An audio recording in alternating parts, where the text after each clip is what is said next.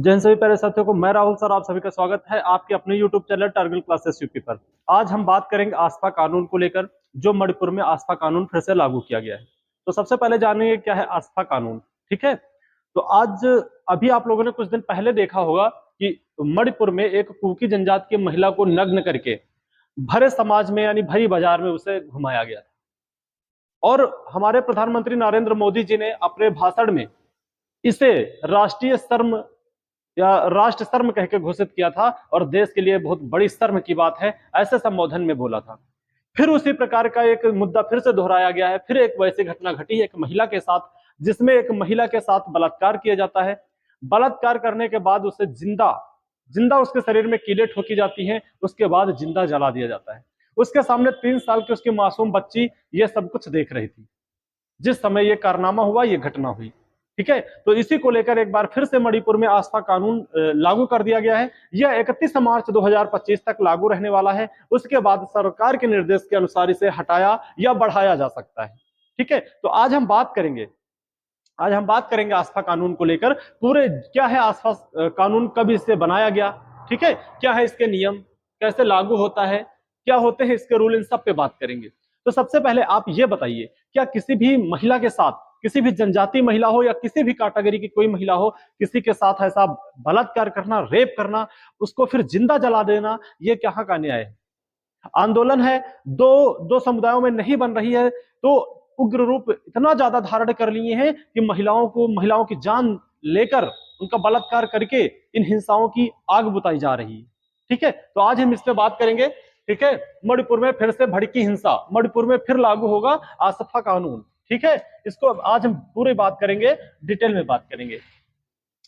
ठीक है, तो सबसे पहले हम बात करते हैं। ठीक है, मणिपुर में जो है, मणिपुर में जारी हिंसा के बीच कुछ इलाकों में फिर से लगा आस्था पूर्वोत्तर में क्यों होता है इस कानून का विरोध।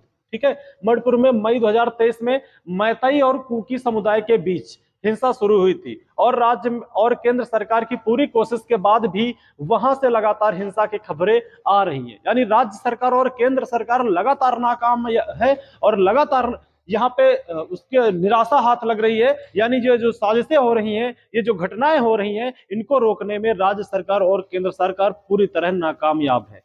ठीक है, पूरी तरह से विफल है, ये बात यहाँ पर कही जा सकती है। अगर बात करें चर्चा में क्यों है, तो मणिपुर के 6 जिलों के, ठीक है, मणिपुर के 5 जिलों और 6 थानों में फिर से armed forces special protection act AFSPA लागू कर दिया गया है। ठीक है, यह 31 मार्च 2025 तक प्रभावी रहेगा, यानी पूर्णतः लागू रहेगा। उसके बाद सरकार के निर्देशानुसार इसे हटाया या बढ़ाया जा सकता है। अगर हम बात करें, इन इलाकों में बिगड़ी सुरक्षा स्थिति के चलते फैसला लिया गया है, क्योंकि यहाँ की स्थिति जो आज की डेट में है बहुत ही बदतर, यानी बदतर नहीं, बद से बदतर कह सकते हैं, यहाँ की स्थिति आज के बीच जो है दिखाई दे रही है। महत्वपूर्ण बिंदु क्या रहने वाले यहाँ पे, आसफा लागू होने से सेना और अर्धसैनिक बल इन इलाकों में कभी भी किसी किसी को भी पूछताछ के लिए हिरासत में ले सकते हैं।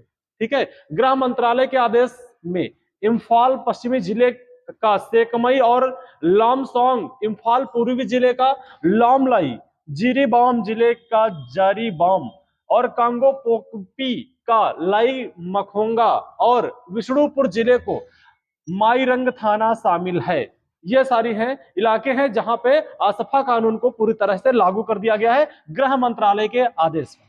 ठीक है, आगे हम बात करेंगे आसफा क्या है। आसफा यानी armed forces special protection act, ये इसका फुल फॉर्म होता है। ठीक है, 11 सितंबर 1958 को सांसद की मंजूरी के बाद आसफा कानून बना था। सबसे पहले पूर्वोत्तर के राज्यों में आसफा लगाया गया था।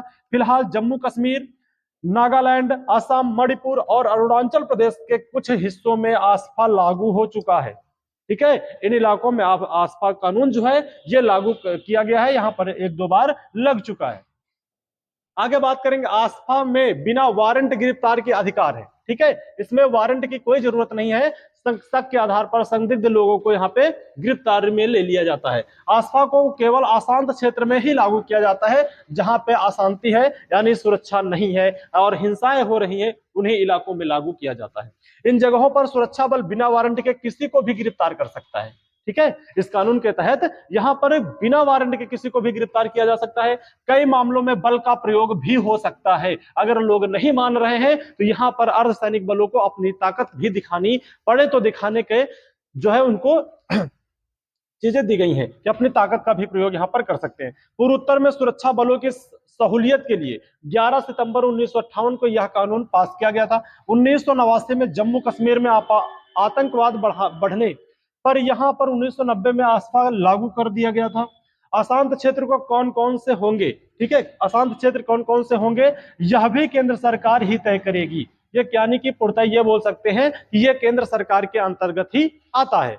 आगे हम बात करेंगे, मणिपुर के जिरबाम जिले में सुरक्षा बलों के साथ एनकाउंटर में 10 संदिग्ध उग्रवादी भी मार गिराए गए थे, ठीक है।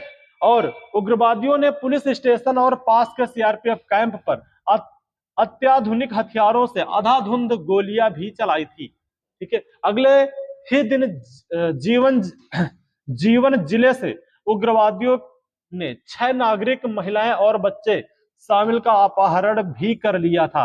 यानी 6 महिलाओं और बच्चों का अपहरण भी उग्रवादियों ने कर लिया था जब यहाँ पे आसफा कानून लागू किया गया था। जातीय हिंसा में 200 से अधिक लोग मारे गए, ठीक है। 2023 में जब उस महिला को बीच चौराहे पर नग्न करके घुमाया गया था तब से लेकर अब 2024 तक लगभग 200 से अधिक लोग मारे जा चुके हैं इस जातीय हिंसा में, ठीक है। दो समुदायों के बीच जो ये हिंसा भड़की हुई है। बात करेंगे मई 2023 से जारी जातीय हिंसा में 200 से अधिक लोग मारे जा चुके हैं और हजारों लोग बेघर हो गए, ठीक है। किसी का बाप छीना गया है तो किसी का भाई इसमें अपनी जान की आहुति दे दिया है, तो किसी की माँ, किसी की बहन यहाँ पर छीनी गई है। लगभग 200 से अधिक लोग मारे जा चुके हैं, यह बात आपको पता होनी चाहिए। हिंसा मणिपुर के इंफाल घाटी में मैतेई समुदाय और पहाड़ी क्षेत्र के कुकी जो समुदाय के बीच हो रही है। ये 2 समुदाय हैं, एक है मैतेई, इसको याद रखना है, मैतेई समुदाय और कुकी समुदाय के बीच ये हिंसा लगातार देखने को आपको मिल रही है। आगे हम बात करेंगे जिरीबाम पहले इंफाल घाटी और आसपास के पहाड़ी क्षेत्र में हुई हिंसा से काफी हद तक बचा हुआ था। इस साल जून में यहां तक एक किसान का बुरी तरह विकृत शव मिला। इसके बाद यहां भी हिंसा भड़क उठी। यानी संदिग्ध हालतों में एक किसान का शव मिला है जहां पे उसे बहुत बुरी तरह से मार के घायल किया गया था, घायल करके उसे मार के फेंक दिया गया था। तो यहां पर इस इलाके में भी हिंसा भड़क चुकी थी। आगे हम बात करेंगे, ठीक है, आगे बात करेंगे क्या यह हिंसा सही है, ठीक है। आगे हम बात करेंगे क्या यह हिंसा जातीय हिंसा सही है और हमारी जो केंद्र और राज्य सरकारें जो लगातार नाकाम है, यानी नाकामयाबी की ओर, हताशा की ओर बढ़ रही है, क्या ये सही है। हमारे केंद्र सरकार को इसको संज्ञान में लेना चाहिए और यहाँ पे सख्त से सख्त कानून लागू किए जाने चाहिए और जो लोग इसके पीछे, जिन लोगों का हाथ है, उन लोगों को कठोर से कठोर सजा देनी चाहिए। आप लोग बताएं आपकी क्या राय है, आप कमेंट बॉक्स में जरूर बताएं। क्या महिलाओं के साथ जो दुर्व्यवहार हो रहा है यह सही है और कब तक ये चलता रहेगा, ठीक है। 2 समुदाय के बीच जो झगड़ा है उसका समझौता होना चाहिए, ठीक है। उसकी आहुति किसी महिला को ही क्यों चढ़ाई जा रही है।